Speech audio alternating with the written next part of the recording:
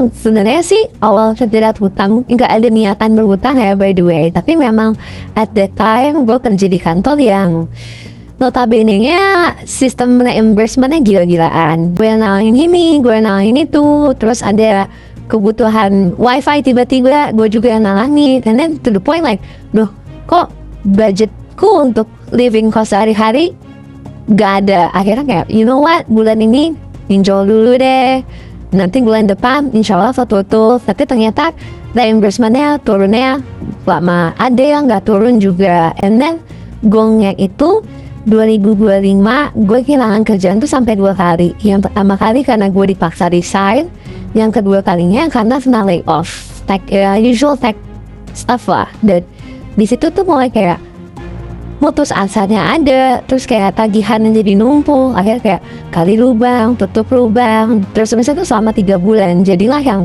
awalnya cuma minjam 2 juta, 3 juta, tiba-tiba udah jadi 100 juta plus.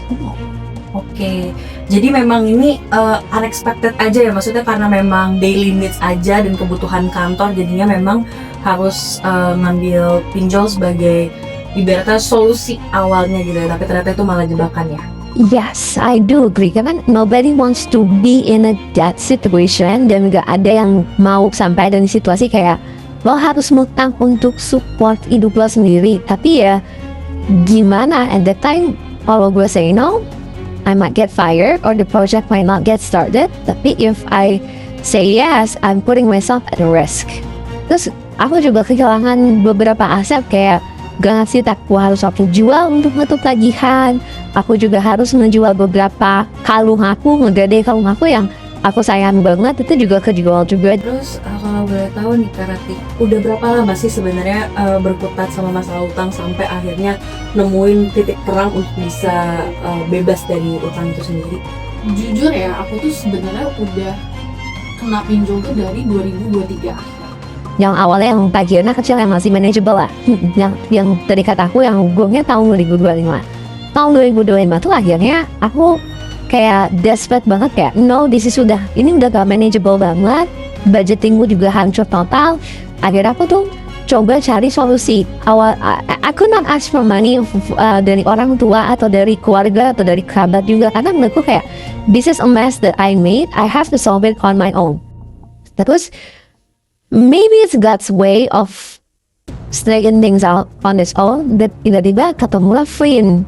Pas lagi iseng-iseng kayak konsolidasi utang di Instagram, ketemu Flynn. And then I'm like, this is too good to be true. Karena masa sih di satuin utangnya dalam satu cicilan, tanpa agunan, tanpa harus nyerahin DPKB, tanpa harus nyerahin apapun, gak ada agunan gitu. I check your website, and then aku ngeliat kayak cicilannya pun kayak oke, ini masih make sense. Memang ya kayak mungkin masih ada bunganya, tapi menurutku kayak this is enough for you to start your new life, kayak buka lembaran baru.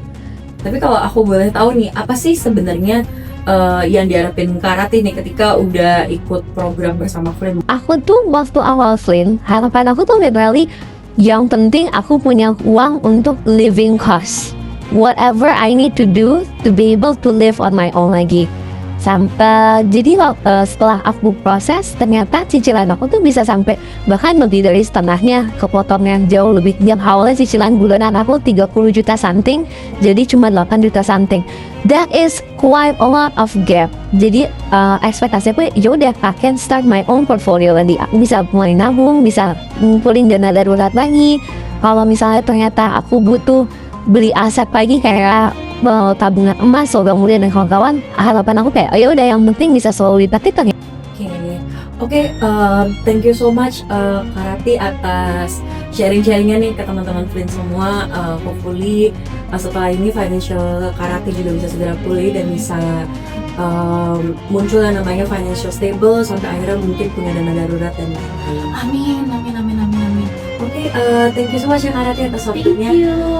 Buat teman-teman yang pengen juga dilunasi atau mungkin restrukturisasi utangnya untuk jadi satu cicilan, dan yang pasti kamu ingin mencapai goals kamu yaitu financial stable, kamu bisa langsung konsultasi gratis dengan tim kami di www.flynn.co.id sekarang.